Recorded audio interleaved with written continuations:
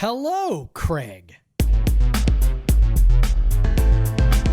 It's all on you, it's all on me. Can't you see?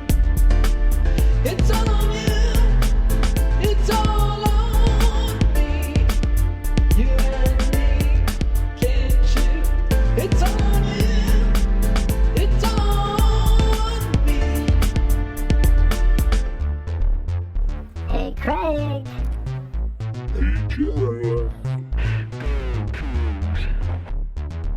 Right or wrong, we don't care. Win or lose, we don't care. We don't care. We don't care. We don't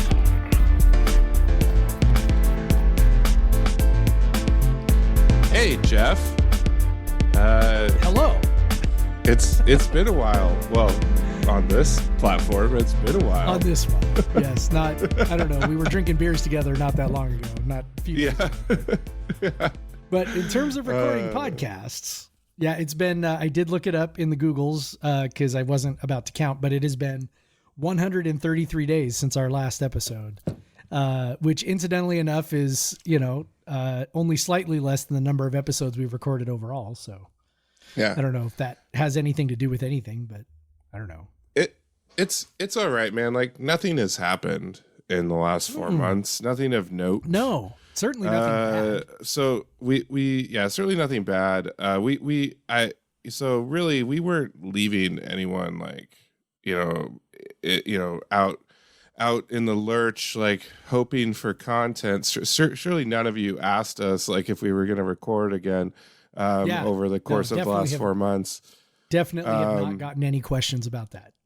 Nope. Not because really, just a really chill spring and summer where, nothing happened. But yeah, it's truthfully, we've if you follow us on socials, we've talked about this. Like, there's been a lot of shitty stuff that has happened in the last 4 months in the WSU sphere, and Jeff and I, frankly, have just not felt like talking about it. Like it's not very fun to talk about just some terrible things. Like looking, basically finding out, just reaffirming, affirming your university's place in the world, maybe faster than you realized. And really that started with the transfer portal in basketball, and not saying like the basketball roster is in shambles at the moment, but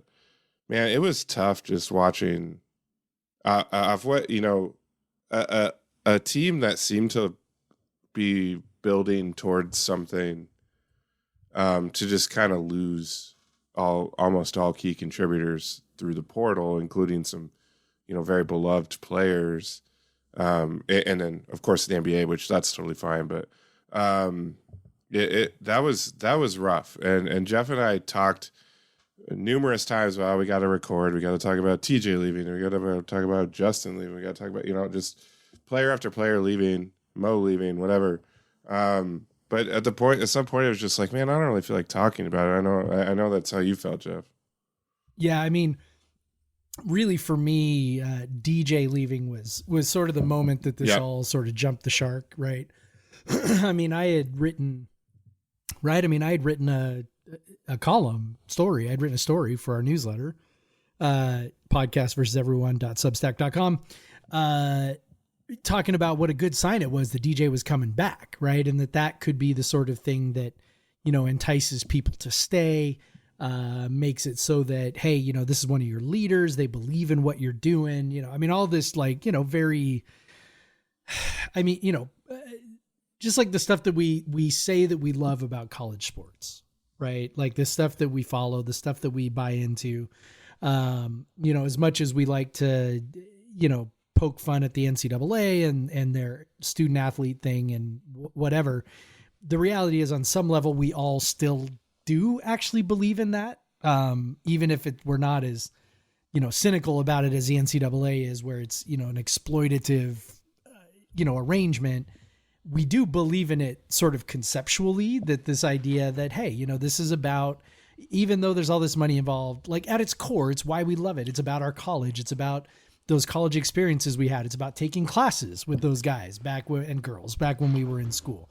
It's about all of that community. And while DJ Rodman leaving, I'm not mad at him. I don't wish him ill. I hope he has a great season at USC. Like it's really not personal. It just feels very like deflating and just like a kick in the nuts, kick in the shins kind of deal where, a guy who was absolutely, all in, all of a sudden is not all in because of another opportunity. And again, I don't begrudge him the opportunity. Like these are two separate things, right? Like I can both be, happy for him, excited for him that he gets this opportunity. I mean, look, he's a communications kid. The Edward R. Murrow College of Communications is fantastic. Also, the Annenberg School of Journalism is also amazing down at USC, right? Like it is a top-notch comm school. He's down, in the area where he grew up, which is a big deal.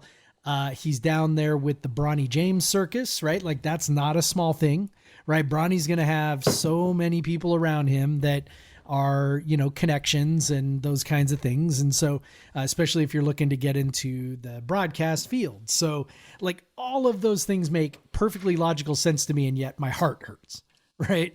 Like, I'm like, man, if DJ ain't staying, like literally nothing is sacred, right?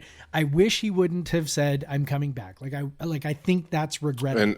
And made it such a, it was such a production. It was, we were all sobbing and like, yeah, it was just right. And I wish that hadn't happened, but so now it's like, it's at that point, it's sort of like, okay, now it's really, really hard not to be super cynical about all this and to also still believe. And I guess this is where, I mean, you and I both have been longtime advocates for player freedom, player movement, player benefits. Like we're just like, yeah, pay the players. Like, and I knew that like all of this was a possibility, particularly if the NCAA and the NCAA being the member institutions, right? Like things get foisted on to the NCAA. The NCAA does exactly what their membership wants them to do. So schools like Washington State are part of this, group that have decided we're actually not going to do anything about try and regulate NIL. And because these schools have abdicated that responsibility, now we've got this thing where, yes, I think the players absolutely deserve what they're getting, what they're able to do, but it's also kind of killing the sport, right? Like it's not what it is without fans. And at this point, I'm just like, man, wake me up in November. I'll be excited. Kyle's still a great coach. It's going to be fine. But I'm like, also like, man, this is just so dispiriting. And if I'm a hardcore fan and I'm dispirited, I can only imagine how it is for a casual fan and what the actual damage that does to, to college basketball and college athletics overall from a fan engagement standpoint. Yeah, it's tough. I know we've heard from people a lot. Like it's hard to follow the team when it's just different guys every year, but that's just the reality now. We're just especially in basketball, the rosters is rotating out over and over again. I think we're not going to recognize a lot of the guys on the team next year, or there's going to be guys who are bit players having much bigger roles, and so it's going to be interesting. Obviously, they brought in a lot of new guys, some of which are exciting, but when you come down to it, when with that original roster right after the season ended, Bart Torvik had them projected in the top 20, and now after all the changes and all the defections, all the additions, they're at 72. So that's rough. You go from being a solid tournament team to where you're going to really have to outperform expectations to be a tournament team. That's it's the first time where the projection for a Kyle Smith team at WSU is lower than the year before. And they've every year we joked like, oh, they lose their best players and they get better, but this year it's when you lose like your top 4 best players, like that's rough. And that's hard to overcome. Really the only regular rotation guys you have coming back are Mullins, Yaki, and Winsu. And then you have, a bunch of other guys that are going to have to, adapt. And, there's some good bits like Jones will be interesting. Yusufu is interesting. But, so I don't want to get too deep into that. But yeah, so overall that was the start of it, really. Finding, WSU doesn't really have the money to, the NIL money to keep a lot of these guys. Like maybe if they had it, maybe Bamba stays, maybe DJ stays, but it's just not, we're not in the place to, especially for basketball, to have NIL, a big NIL fund. But yeah, and then I'll say on the back of that, something that was, bad for the WSU basketball program, a little bit mixed emotions for Jeff and I. It was, truly one of the best assistants that WSU has ever seen, and John Andershek. And obviously, you guys really don't pay attention if you don't realize that he's a friend of ours as well. Yeah, we can be super open about that now, right? Yeah. You could probably figure that out. Like he was at my like engagement party, and Jeff plays FIFA with him a lot, and I always go to had many drinks with him at various establishments, but in many chats and stuff. But it really was with John to be to get that opportunity to go join Todd Golden at Florida, like that. He 100% deserved an offer like that. He has been so good for WSU. Bringing in players that at the level they were as freshmen, like that WSU has never seen, especially the bigs. And just overall his blend of analytics and traditional knowledge is excellent, and he's so enthusiastic and never stops working. Like he's going to be great for Florida. He was excellent for WSU, and truthfully, I'm happy for him. But man, when you look at the impact on WSU basketball, and also losing our friend moving across the country, it's another bummer a little bit. But like I said, we are happy for him, and it's a big opportunity.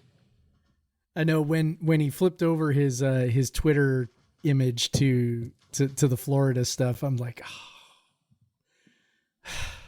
come on, just like, I'm so happy for him because he deserves it. And like you said, he's going to be great.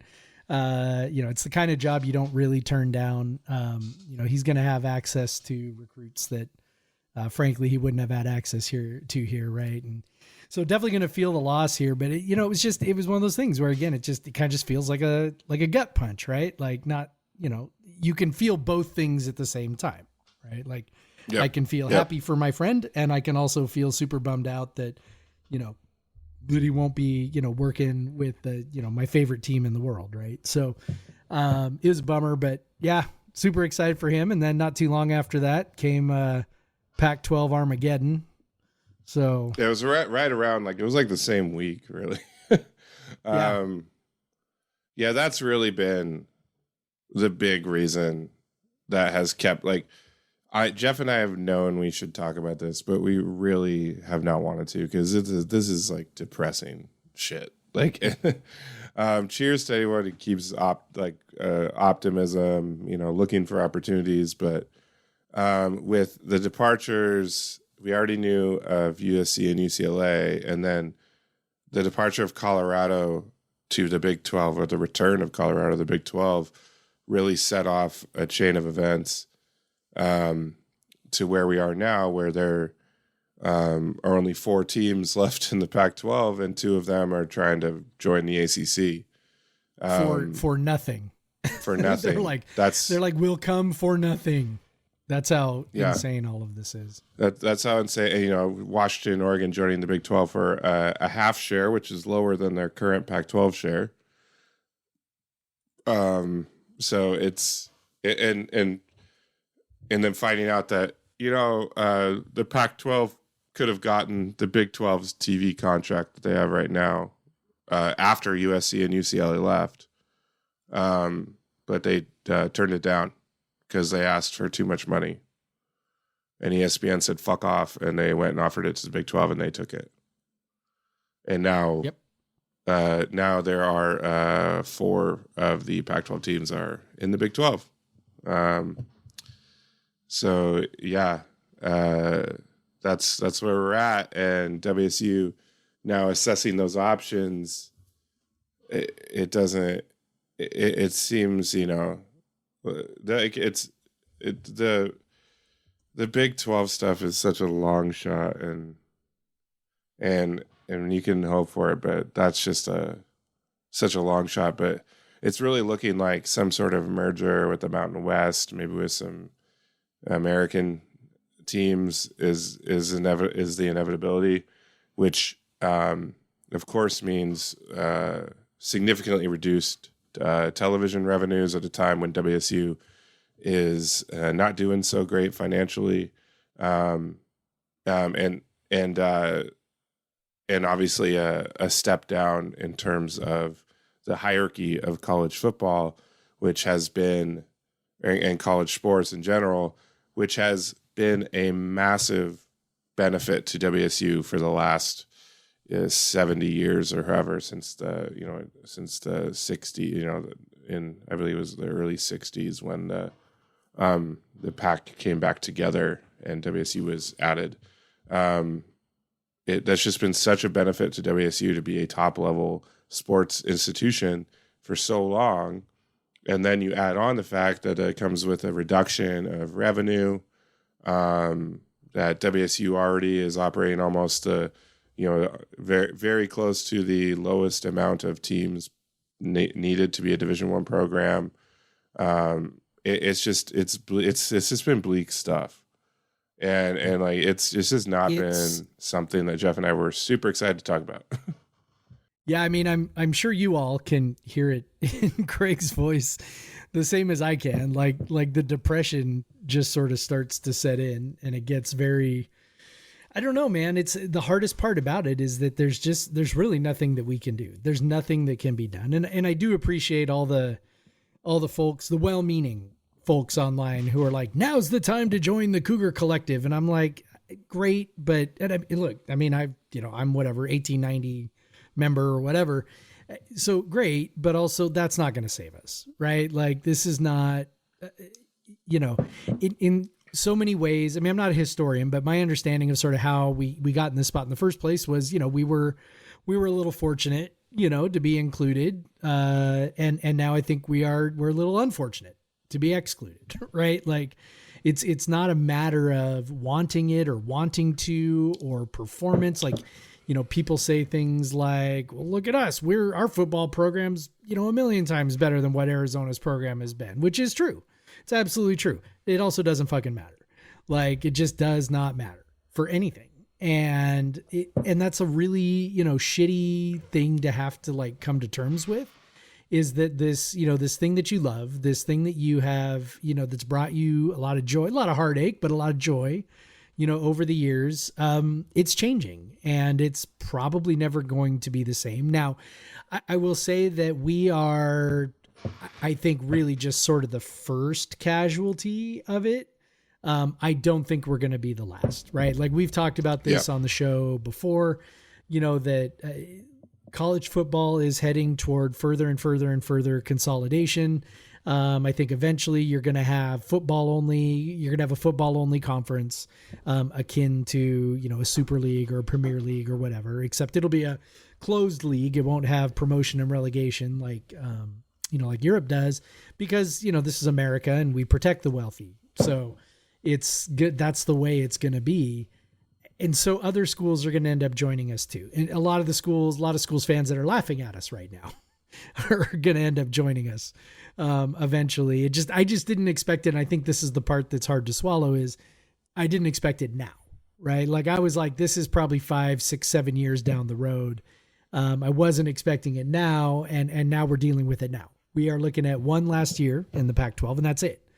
And, there are so many ridiculous forces that are behind all of this, but ultimately it's television and it's television money. And, you can see just how insane it is. We alluded this earlier, but where you've got schools like SMU and Cal who are like, we'll take nothing to be a part of the ACC, right? Just to be a part of it on the chance that in the future we will have, revenue we'll do it, and it's so bonkers because all of the logical reasons why that's a bad idea don't matter, right? Like, I mean, all the things that they talk about, they were here for the student athlete experience. Great. So you're going to fly them all to fucking the East Coast, right? Like to play in the ACC.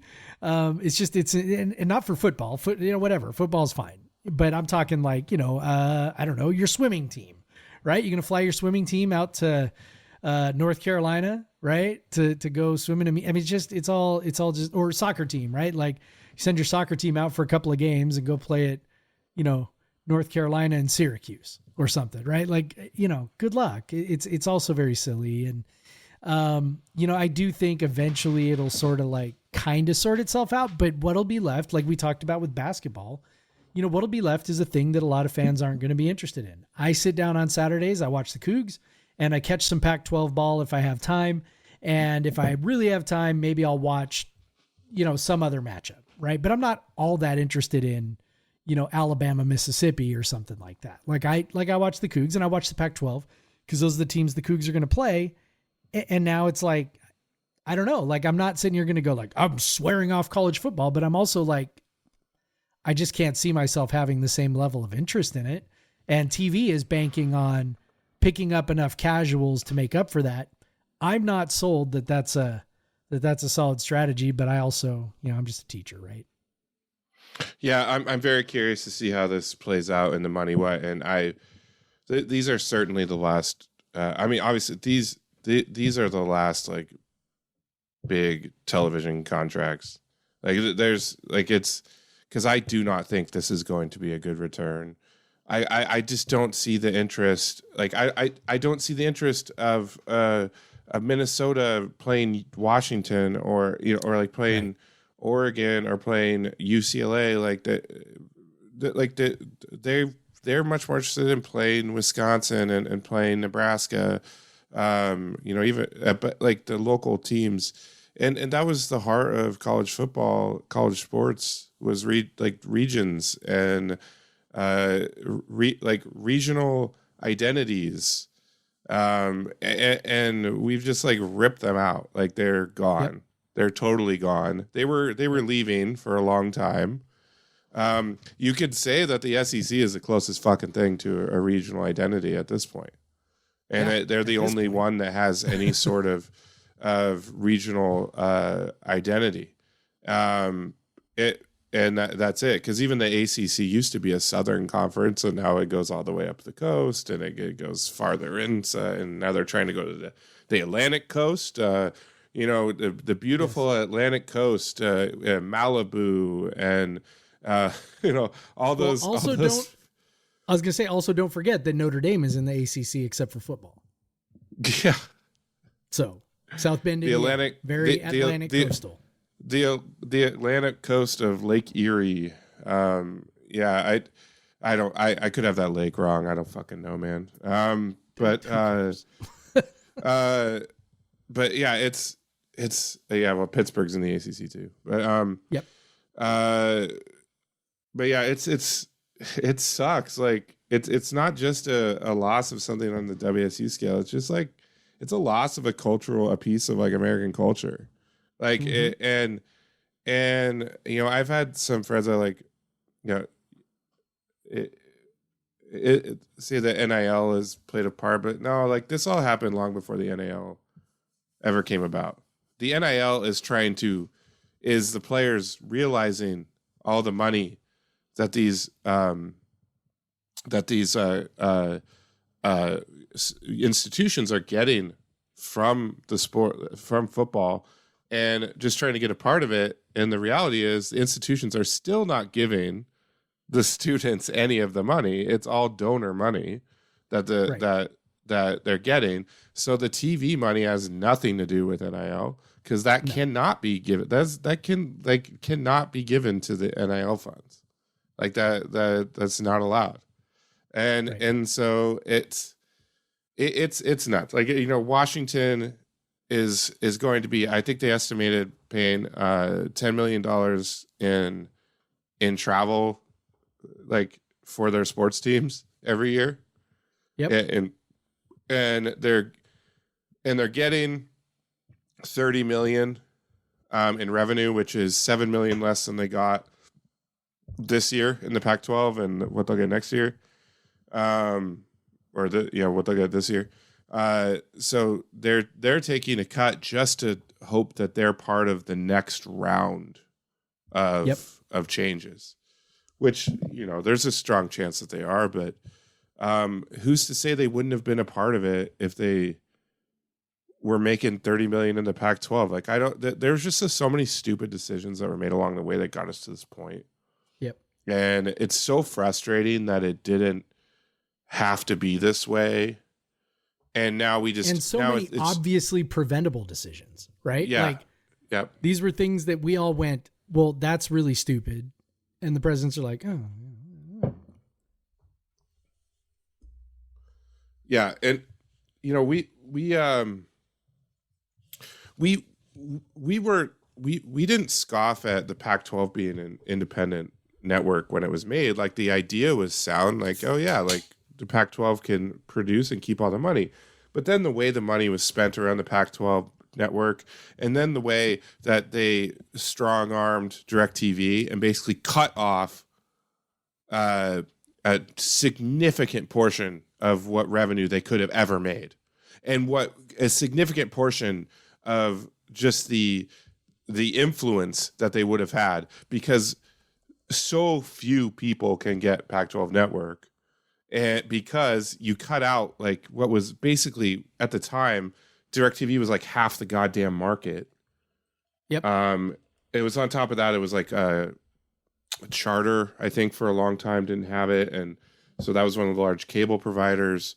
A lot of even the Comcast, they had to deal with Comcast, but Pac-12 was only at part of like a bonus package or whatever, an extra package, and when you were out in the East Coast.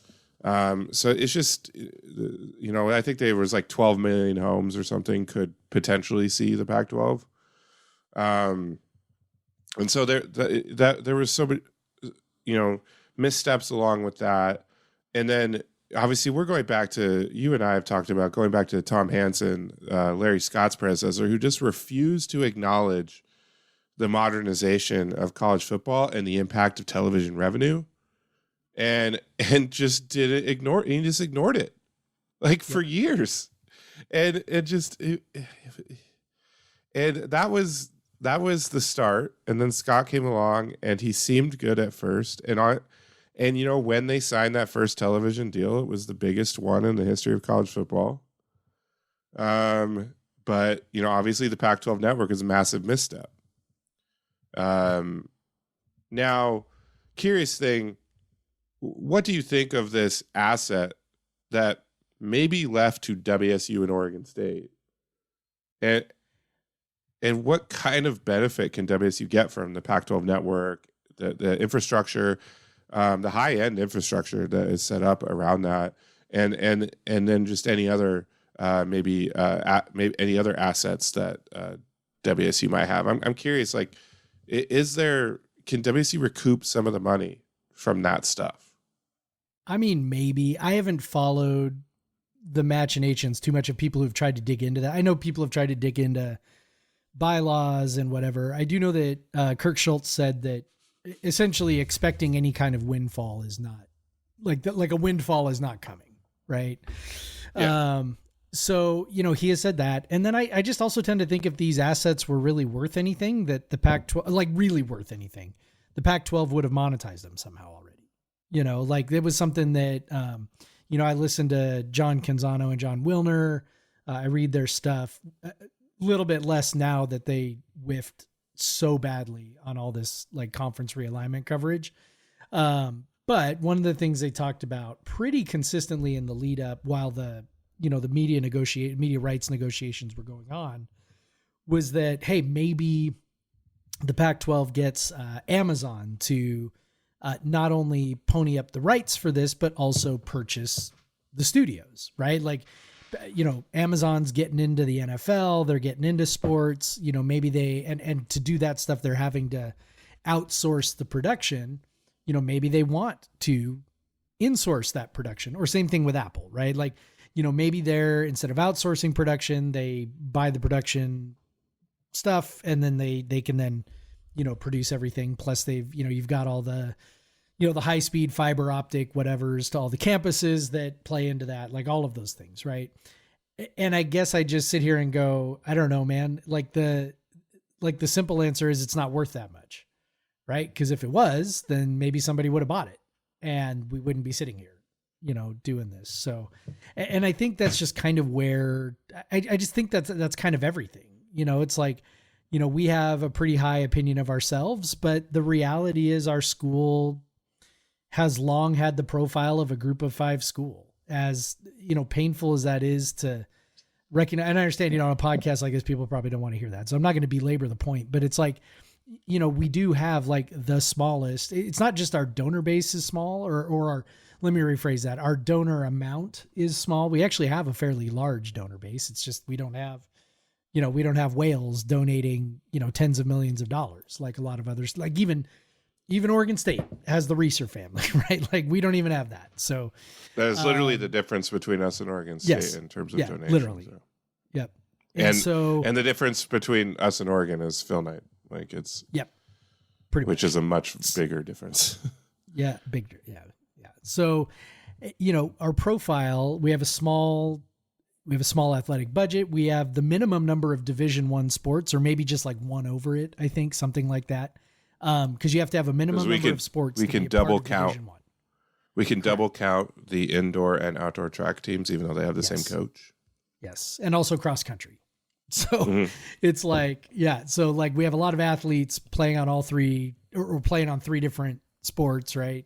And those technically count for 3 sports. So like we have a really small athletic department by Power 5 standards, the smallest one in the country. And so, and yes, we've done, I think, an admirable job of competing. It's the stuff that we love about ourselves and about our school is that, like, even in spite of all that, right, we have, Rose Bowls and seasons like 2018 and, we're able to do, do these things. We have a powerhouse volleyball program and a powerhouse soccer program. And, baseball looked like it was kind of turning a corner a little bit, and maybe it still will. It's like, we're able to point to these things and be like, yeah, look at us. We're really competitive, even in spite of all this. But in every other way, we're small time.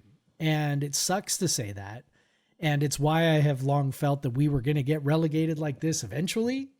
Like I said, I just thought it would be farther into the future. And I wouldn't be so, there's always going to be loss. Obviously losing, all these rivalries that we've had around the Pac-12 and, all that kind of stuff and competing at that level, like the loss of that stings. But I kind of made my peace a long time ago that at some point we were going to end up on a level with, the upper echelon Mountain West teams and probably also schools like Utah, Arizona, Cal, Colorado, schools that I sort of consider our peers within the Pac-12, but because of basically geography, and that's it, right? Basically just geography. We've been left out of that. And what I fear about the most is the impact it's going to have on the school as a whole. I can make my peace with playing in the Mountain West. There are Mountain West schools that do really cool things in football and basketball and soccer and volleyball. And I can make my peace with all of that. What I have a hard time with is, man, we got these bills and someone's got to pay for them. This is not like building a house and you lose your job and you're like, well, I guess I got to sell my new house that I built, right? Like these bills are coming due no matter what every year. My sense is that the break-even point on, media revenue for the school is like 20 million. Like that's kind of the like bare minimum, right? To keep the lights on and make your payments. And I have a really hard time seeing, first of all, how we get to that number. And then when we don't get to that number, what's going to happen. Right. And this is the thing that's like, when people start talking about the legislature, like, yeah, like they better sit up and fucking recognize what's happening here.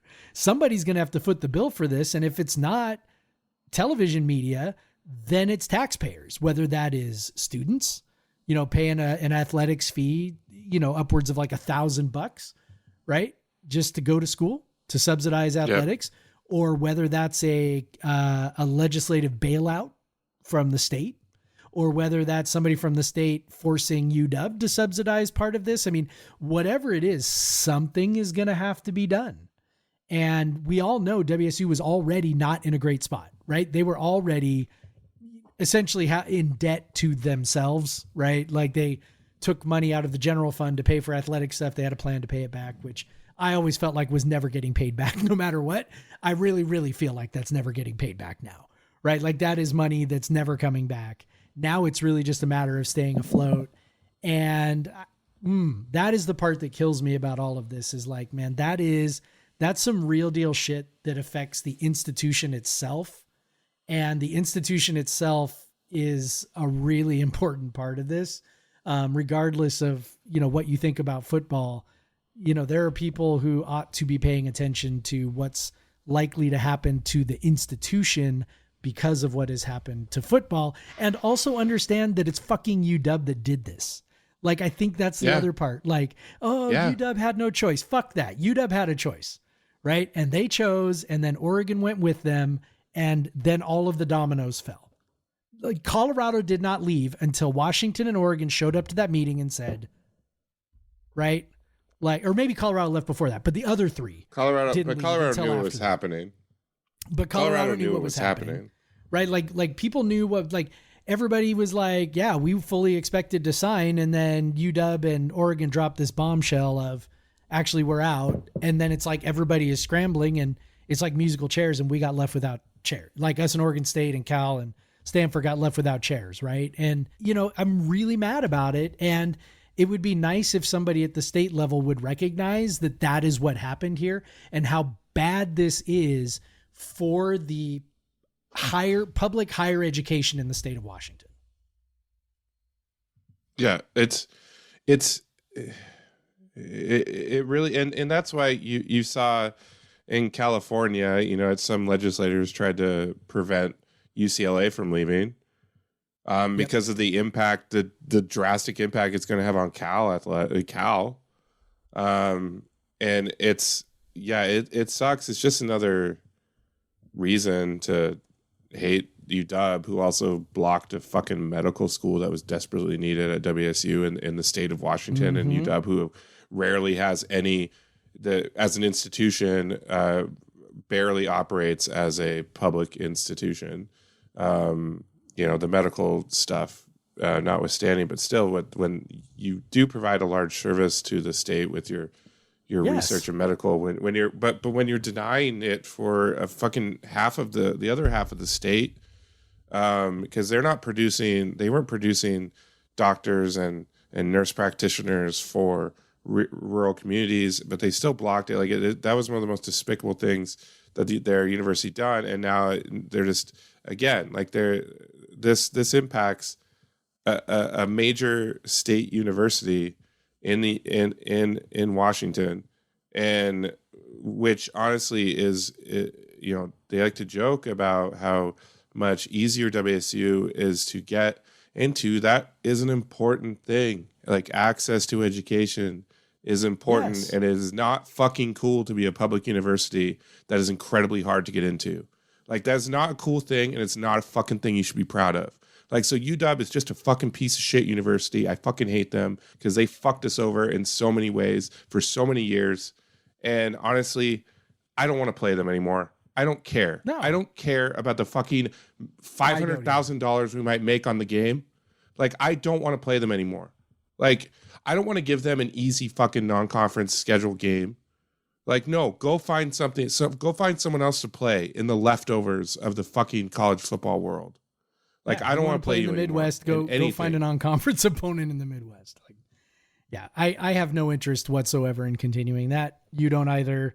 I'm sure it will continue, just because I'm sure we will have plenty of people who want it to, and also for money purposes. And, you know, and all the non-revenue sports, both WSU and UW are going to be like, yes, let's play each other because it'll save on travel. And there will be all the reasons. It's the same reasons why we play Gonzaga in the non-revenue sports, even when they won't play our basketball teams, because it's like, you know, like it's convenient and we need convenient opponents. So I'm sure it'll happen.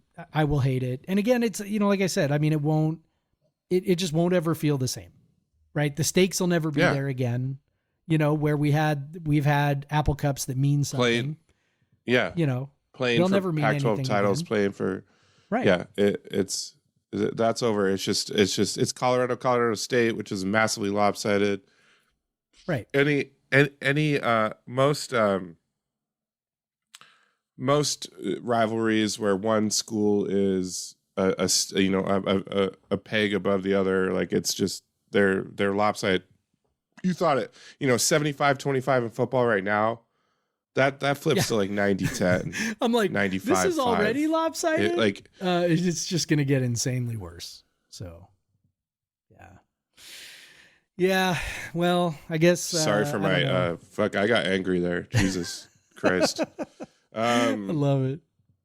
So my final thing is, I would like to speak to Gary Steele, specifically CEO of Splunk. If you're listening, I know that you have had some success selling companies and stuff, and as a fellow Natchez high school graduate, feel free to use that $1 billion you have to bail out Wazoo. That'd be rad. So that'd be cool. Go for it, man. Gary Steele, CEO of Splunk, feel free. This is me as a fellow Natchez high school alum, fellow Wazoo alum, saying, hey, you don't need that all that $1 billion. Why don't you go help who out really your needs $1 billion? university? So So anyways, that was definitely the angriest I've ever been on the podcast, and I did not expect that. So that's why we haven't recorded. Last, like 3 months is all just sort of like vomiting out of our mouths right now. So maybe we should talk about something happier. Yeah. Speaking of future conference opponents, WSU football is back, and they are playing Colorado State on Saturday at 4 p.m. on CBS Sports Network because of that wonderful Mountain West thing. So CBS Sports Network, which is slightly more available than the Pac-12 network. Colorado State is an interesting team. They have a solid coach in Norville. They struggled last year, but they showed some improvement in the second half of the season. He's a good offensive coach. There's some air raid principles in there. I expect their offense to be better. But they have a long way to go. I think it'll be tough because it's in Fort Collins and it's the first game of the season. But and they have improved. They've basically turned over their entire roster in the last 2 years. So I think the talent has improved, but the talent is still below what WSU's talent level is. It'll be interesting to see how WSU has potentially, Cam Ward has improved, hopefully improved, and how WSU will handle its own large set of departures. We should see if the defense is still on a upward trajectory. It'd be curious. It's not exactly a cupcake start, but I think they'll be better than they were last year, Colorado State. But it is a game that WSU should win. But it might be a little bit hairy. It's the first game of the season. There's a lot of changes. It's interesting. It's enough to be stressed about. That's for sure. Yeah. Ideally, I'd rather start at home. I think I'd almost always, like to start the season at home with the Cupcake. So I definitely would rather, Colorado State and Northern Colorado be flip flopped these next 2 weeks, or sorry, the third week and the first week. Like it'd be nice if those were flip flopped, but it's okay. I mean, Colorado State is, as you mentioned, pretty bad. I will say one of my favorite tools that I use is the prediction tracker, which basically aggregates all of the predictions of college football games into sort of a singular, it's not really a metric. It's just like a combination, right? So the line at the moment, I think, is like about 10.5, 11 points, somewhere around there in favor of WSU. So WSU is given, 10.5, 11 points. The prediction average is WSU by 2 touchdowns. The prediction median is WSU by 2 touchdowns. So it's, gives when all these predictions put together give WSU about a 80% chance of winning the game, which sounds about right to me, right? I mean, but 1 in 5 is still 1 in 5 and it's the first game of the season. But, if you're going to start on the road, this is probably, not a terrible way to do it. And like you mentioned, there are a lot of reasons to be excited. I'm not super excited yet. I have, full disclosure, right? I mean, normally for this episode, we do like a big, huge season preview. We go through game by game. We give odds. We total up our season, whatever. And like, neither one of us feel like doing that. Right. Like, dude, I'm wearing, I usually do, along with BA, do a jersey match for every game. Yeah. But I'm wearing fucking black this year to every game in Martin. Like Yeah. I'm going the full emo outfit and I'm wearing fucking black, because this is a goddamn season long funeral and it sucks. Like I have paid less attention to camp this year than really any preseason camp since before I started Coug Center. So that was like 15 years ago, right? Like I start Coug Center. I'm like, all right, I better pay attention to this. And, so I'm like, I really pay attention to a lot, consume everything I could. I have consumed almost nothing.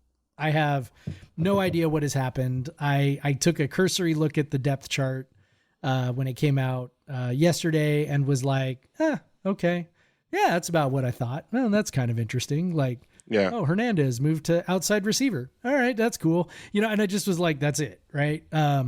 So, I'm sure when the game happens, I'll be the same way I always am, or maybe I won't. I mean, maybe like legitimately, maybe I won't. Like, I'm open to the idea that I'll just kind of be like, I mean, because those things happen. Like you and I have talked about my feelings for the Mariners a lot.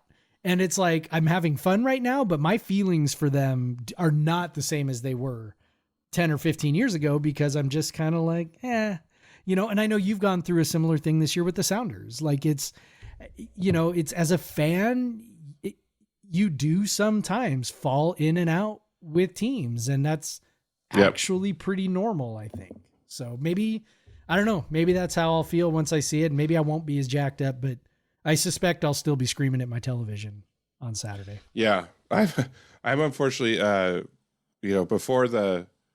long before the game time was announced, we booked, we're going on a whitewater rafting little excursion. So we're at best going to like catch it in the second half, maybe. The games will move a little bit faster this year because the clock won't stop on every first down until the last 2 minutes. I think it's the last 2 minutes. But so that, I think that'll shave some minutes off the game.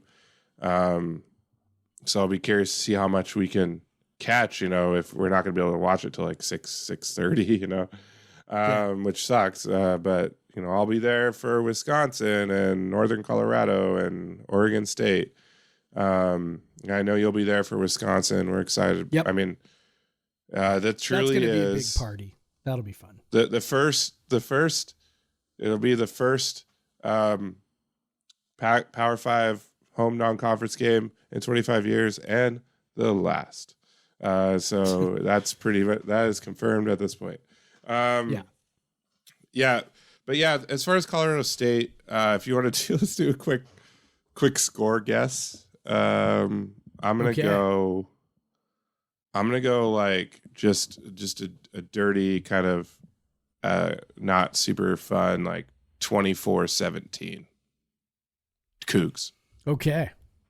So I think it's going to be quite a bit higher than that. I usually make you go first, but I just went first. Yeah. Yeah, I appreciate that. It looks like the total on it is somewhere around 55. I'm thinking this game ends up like sort of a 35-21, which is kind of almost right on that number. So that's kind of what I'm thinking. 35-21 Cougs. I think they cover, so yeah, something like that. 35, 38, 21, 24, something like that, somewhere in there. So if I were betting, I would bet the over. I probably will, but beyond that, you can. If the Cougs don't cover, you could feel free to, or if the Cougs do cover, feel free to send me the idiot gif. Okay, I'm fine with that. Since I picked them not to cover but win. I guess it's fucking just hard to be positive right now. It is. It's not that. Man, it is. I'm a bit of a nihilistic person. Like it's. Yep. It's all that sad boy music. Just feel comfort in the fact that nothing you do matters and nothing anyone has ever done in human history matters, because the universe is much older and larger, and we are nothing but a blip. That's right. That's right. But yeah, yeah. So that's 24-17 for me, 35-21 for Jeff. Now let's move on to probably one of the most important segments in this season will be the "What are you drinking?" segment. Yeah. So Jeff, I gotta know, what are you drinking?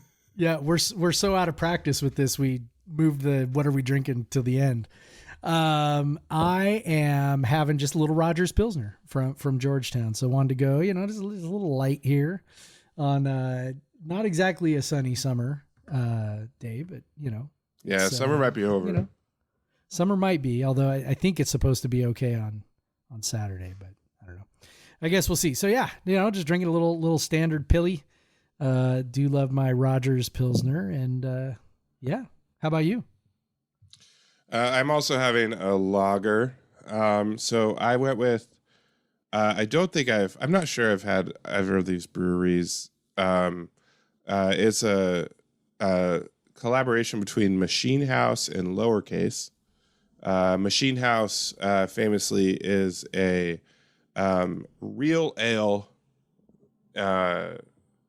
brewery. So most the proper way to consume their beer is like on cask and all that stuff. That's what they intend for it.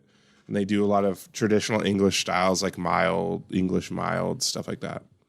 But I think this is produced at Lowercase, which has interestingly transitioned to a production only brewery. They don't have a place to visit anymore.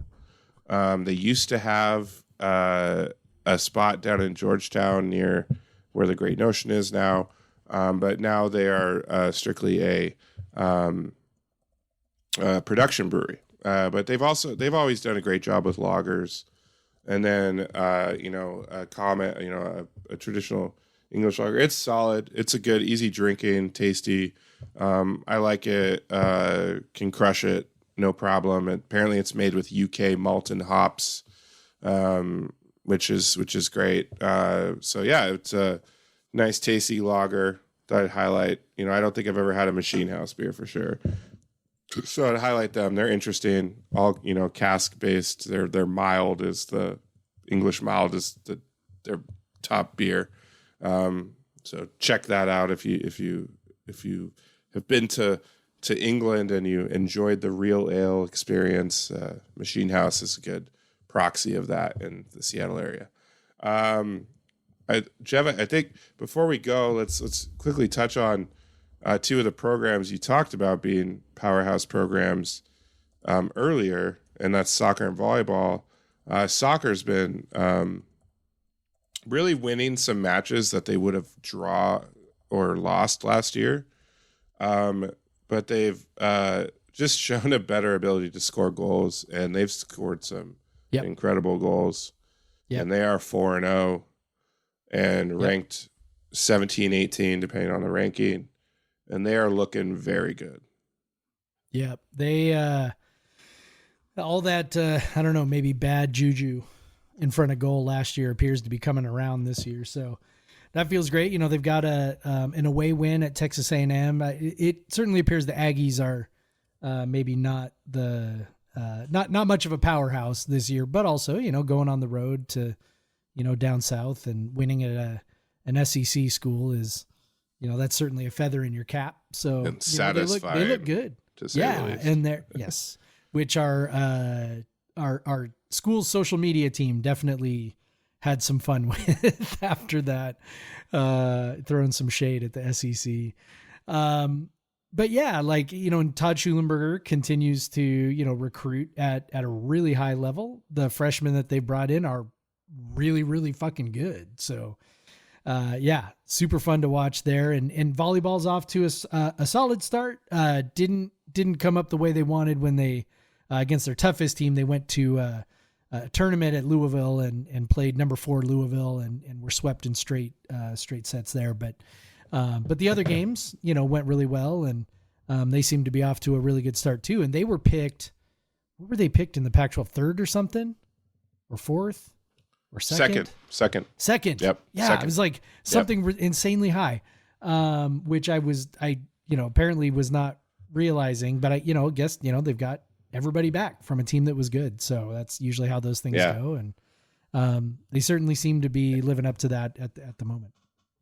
And you mentioned the freshman for soccer. The current leading goal scorer on WSU is Naomi Clark, a freshman. Mm-hmm. And if you have not seen her goal from the other night, who were they playing? Weber State. Absolutely. It was actually the number 7 play on Top 10 Sports Center. Definitely what we call a worldie from the top of the box, off center. Just top corner, beautiful goal. Yeah. Definitely find that on the Washington State soccer feed or on, you know, on whatever social media. Like it was, she's talented. She's a goal scorer, and WSU was lacking that at times last year. And hopefully all this talent they brought in is, you know, will pay dividends, because 4-0 is what they should have been last year, and they weren't. You know, they consistently dominated chances and possession last year and then just couldn't finish. But this year they've been scoring the goals, and that hopefully they can get back to the tournament. Yep. And they certainly seem to be well on their way to that. And hopefully they, you know, on this, you know, this last tour through the Pac-12, kick the shit out of USC and UCLA and Washington and all these teams on their way out. Yep. I would love some revenge tours this year. Volleyball and soccer are our best chances for that. So let's, and women's basketball. And women's basketball. Yeah. So thanks to the women. Let's go beat the shit out of some Pac-12 defectors. And hopefully, you know, football, maybe they'll rise from, you know, outperform expectations and do some of that too. But yeah, so that was fun, Jeff. We have officially. I always love talking with you. We've officially talked about the stuff we didn't want to talk about, and we just packed it all into like a solid half hour. Yep. Well, let's hope we've got happy stuff to talk about, and next week where we can just focus, like really just kind of enjoy the sports and really hopefully, like I'm hopeful that we can, you know, pivot to a posture of just sort of like enjoying and relishing this last trip through, rather than, I don't know, there's probably a stages of grief thing in play there where you get to acceptance, and you know, maybe we can get to acceptance and just sort of enjoy it, but I don't know. I would like the football team to win. I think that would do some good. Yes. I think losing would be bad. I think that would not help at all. So just throwing that out there. All right, man. Anything else? Should we throw the socials their way? Yeah. I'm at on Blue Sky. If you happen to be on Blue Sky, I'm Craig W. Powers at Blue. However the fucking thing works. bsky dot whatever. Social. I don't know. Yeah. I think that's what it is, or maybe I'm just Craig Powers. I don't fucking remember, dude.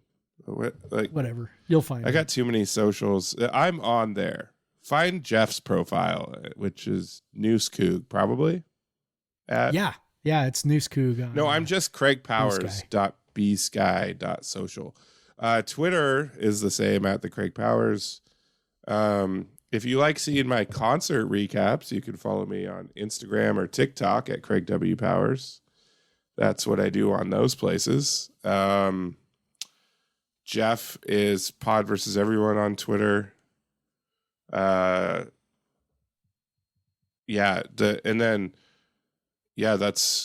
I guess that's it. That's all of our sign up socials. for the newsletter. The newsletter. And we will first. We're gonna have a bunch of people who are super surprised. They're gonna get an email that says new podcast, and they're gonna shit their pants. It's gonna be great. And they're gonna be like, Craig, calm the fuck down, bro. No, they're not. We are giving voice. We are giving voice to how they are feeling. Please, no one said that to my boss. Although, he regularly swears at our meetings. So I think I don't think he would care. So we're back. Glad to be back. We'll keep this thing going. We'll make time for it now.